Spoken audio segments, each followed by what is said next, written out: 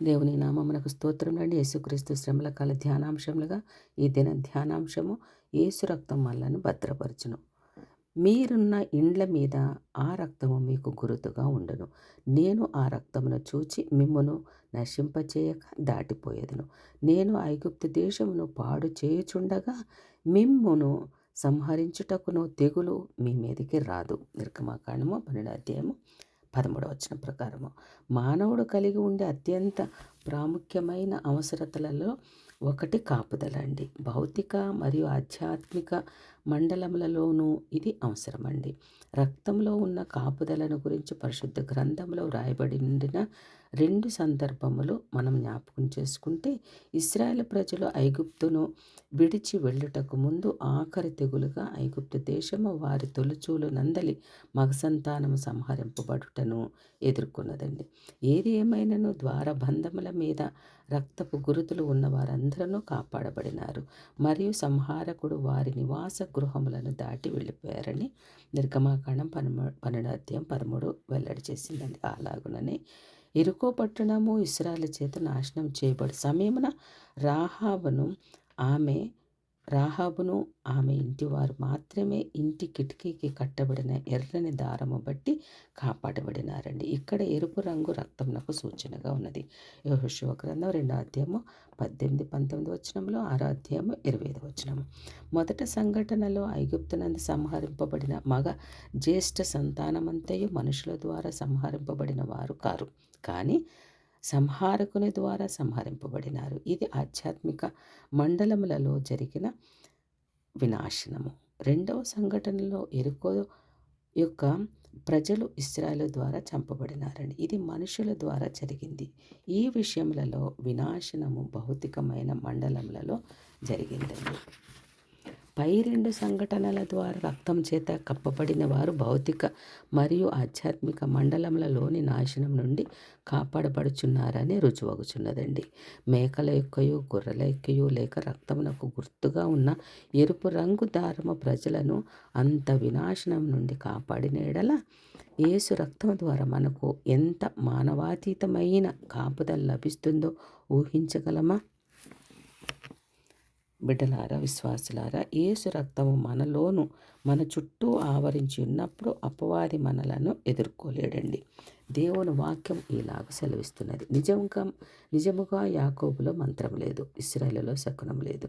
సంఖ్యాకాండం 23 అధ్యాయం 23 ప్రకారం. మరియు దేవుని వాక్యం చాలా స్పష్టముగా ఏమనగా, యెషయా గ్రంథం 54 అధ్యాయం 17 నందు నీకు విరోధంగా రూపింపబడిన ఏ ఆయుధమును వర్తిల్లదు. న్యాయ విమర్శలో నీకు దోషారోపణ చేయు ప్రతి వానికి నీవు నేరస్థాపన చేసేదవు. యెహోవా యొక్క సేవకులు నీతి నా వలన కలుగుచున్నది, ఇది వారి స్వాస్యం. మనకు వ్యతిరేకంగా రూపింపబడిన ఆయుధములను నిరోధించలేమండి. కానీ యేసు రక్తంచే బలమైన దుర్గము యొక్క భద్రతలో ఉన్నప్పుడు ఏ విధమైన మంత్రము శకునము చేతబడి కానీ ఇతర ఏ విధములైన నాశనకరమైన ఆయుధములైనను అవి శక్తిహీనమైపోతాయండి. ప్రవక్త అయిన యెహెజ్కేలు చూచిన దర్శనం నందు ప్రభువు తన దూతతో విగ్రహారాధన వైపునకు తిరిగిన వారిని లయము చేయమనియు దేవుని గుర్తు ఉన్న వారిని విడిచిపెట్టమని చెప్పు సూచనను యెహెజ్కేలు గ్రంథం 9 అధ్యాయం 5-6 మరియు యోబు గ్రంథమందు దేవుడు యోబు ఇంటి చుట్టూ వేసిన కంచె, యోబు గ్రంథం 1 అధ్యాయం 10 ప్రకారము మనం గమనించినప్పుడు దేవుని పిల్లలకు ఆత్మీయ మండలంలోని భద్రతా కవచం ఉన్నదని తెలుసుకొనగలుగుతామండి. కీర్తనల గ్రంథము 91 అధ్యాయంలో కూడా మహోన్నతుని చాటును నివసించుటయు సర్వశక్తి నీడను విశ్రమించుటయు గమనించినప్పుడు యేసు రక్తంతో కట్టుబడి ఉండుట వలన ఏ శత్రువును ఎదుర్కొనలేని స్థలం కలదు. మనము ఆయన రక్తంతో అంటుకట్టబడి ఉన్న ఎడల పై కీర్తనలో వివరించిన కాపుదలంతే మనకి వర్తిస్తుందండి. వేటకాని ఊరిలో నుండి ఆయన నిన్ను విడిపించును, నాశనకరమైన తెగులు రాకుండా నిన్ను రక్షించును. ఆయన తన రెక్కలతో నిన్ను కప్పును, ఆయన రెక్కల క్రింద నీకు ఆశ్రయం కలుగును. ఆయన సత్యము కేడమును డాలునే ఉన్నది.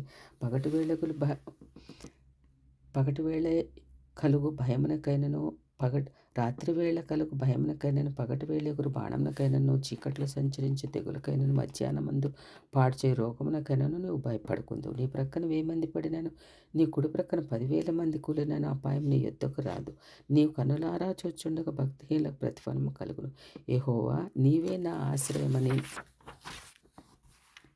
నీవు మహోన్నతుడైన దేవుని నీకు నివాస స్థలముగా చేసుకుని ఉన్నావు. నీకు అపాయం ఏమీ రాదు, ఏ తెగులును నీ గుడారం సమీపించదు. కీర్తన గ్రంథం 91 అధ్యాయము 3-10 వచనములండి. మన యొక్క ఏకైక ఆశ్రయము సజీవమైన బండ కనుక ఆయన ఆశ్రయ దుర్గములో ఉన్న కాపుదలను ఈ రోజున ఆయన రక్తంతో పొందుకుందామండి. అప్పుడు మన జీవితము, కుటుంబము, నివాసము, వృత్తి, సేవా పరిచర్య మరియు ప్రయాణపు విధానములు వంటివి ఏనా కూడా అన్నిట్లో మనకు సంభవించిన సమస్తమును యేసు రక్తం యొక్క కాపుదల క్రిందకు వస్తాయండి. అప్పుడు అపవాది కానీ వాని అనుచరులు కానీ మన సమీపమునకు రాలేరు. దేవుని కుమారుడైన యేసు రక్తములో మనకు సంపూర్ణమైన కాపుదల ఉందండి. తమ ద్వారబంధముల మీద జంతువుల రక్తమును పూతగా వ్రాసిన ఇశ్రాయేలీయుల వల్లే మనము కూడా విశ్వాసముతో రక్తము ద్వారా కానీ నీరు లేక నూనె ద్వారా కానీ మన మీదను మన కుటుంబముల మీదను మన నివాస పరిసరముల మీదను చిందించడం లేకపోతే చిలకరించుకున్నట ద్వారా దేవుని సంపూర్ణమైన కాపుదల పొంది ఆనందించగలుగుతామండి. ధైర్యంగా ఉండగలుగుతాము. మన మీదకి ఏ అపాయం కూడా రాదు అని నమ్మగలిగి విశ్వసించగలుగుతామండి. జకర్యా గ్రంథము 2వ అధ్యాయము 5వ వచనం ప్రకారము దేవుని వాగ్దానం నందు మనం నిరీక్షణ ఉంచాలండి. నేను దాని చుట్టూ అగ్ని ప్రాకారముగా ఉండును, నేను దాని మధ్యలో నివాసినై మహిమకు కారణముగా ఉండును. ఇదే యెహోవాకు. తద్వారా దుష్టుని యొక్క తంత్రములన్నిటి నుండి సంపూర్ణమైన కాపుదలను ఆనందించవచ్చండి. ఆమె